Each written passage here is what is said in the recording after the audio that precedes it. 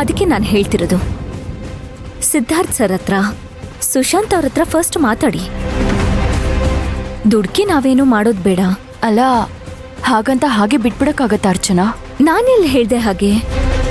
ಅಕ್ಕ, ಮನೆ ಒಳಗಡೆ ಇರೋ ವಿಷಯನೇ ಬೇರೆ, ಆದ್ರೆ ಒಳಗಡೆ ನಡೆಯೋ ವಿಷಯನೇ ಬೇರೆ. ನಾವು ಕಂಪ್ಲೇಂಟ್ ಕೊಡ್ತೀವಿ ಅಂದ್ರೆ ಮನೆಯವರೆಲ್ಲ ಫಸ್ಟ್ ಒಂದಾಗ್ಬೇಕು. ಈಗದಾಗತ್ತಾ? ನಿಮ್ ಅತ್ತೆ ನಾದ್ನಿ ಇದಕ್ಕೆ ಒಪ್ತಾರ? ಇಬ್ರು ಮಂತ್ರನ್ ಪರವಾಗಿದ್ದಾರೆ. ನೀವೀಗ ಕಂಪ್ಲೇಂಟ್ ಕೊಟ್ರಿ ಅಂತಾನೆ ಇಟ್ಕೊಳ್ಳಿ, ಅವ್ರು ನಿಮ್ನಾಗ ಏನ್ ಕೇಳ್ತಾರ ಗೊತ್ತಾ? ಏನೋ ಕೋಪದಲ್ಲಿ ಒಂದ್ ತಪ್ಪು ಮಾಡ್ಬಿಟ್ಲಪ್ಪ, ಏನು ನಿನ್ನ ಕೊಂದ್ಬಿಟ್ಲಾ? ಎಲ್ರೂ ಮುಂದೆ ಆಫೀಸಲ್ಲಿ ನೀನು ಅವಳಿಗೆ ಅವಮಾನ ಮಾಡ್ದೆ, ಅದಕ್ಕೆ ಅವಳು ನಿಂಗೆ ಹಾಗೆ ಮಾಡಿದ್ಲು ಅಂತ ಹೇಳ್ತಾರೆ.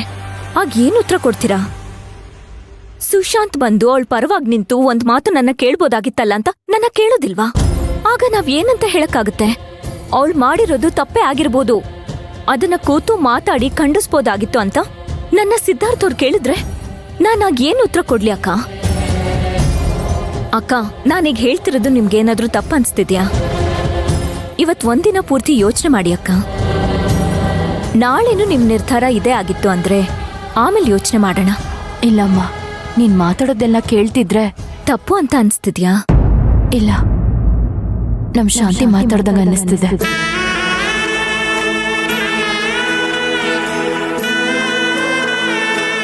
ಶಾಂತಿ ಇದ್ದಿದ್ರೆ ಏನ್ ಹೇಳ್ತಿದ್ರು? ಸೇಮ್ ಹೀಗೆ ಹೇಳ್ತಿದ್ಲು.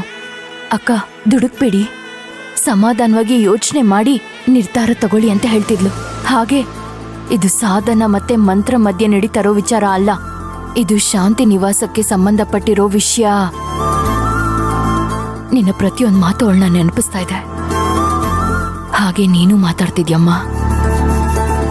ಶಾಂತಿ ಖಂಡಿತವಾಗ್ಲೂ ನಿಂತರನ್ನೇ ಯೋಚನೆ ಮಾಡ್ತಿದ್ಲು.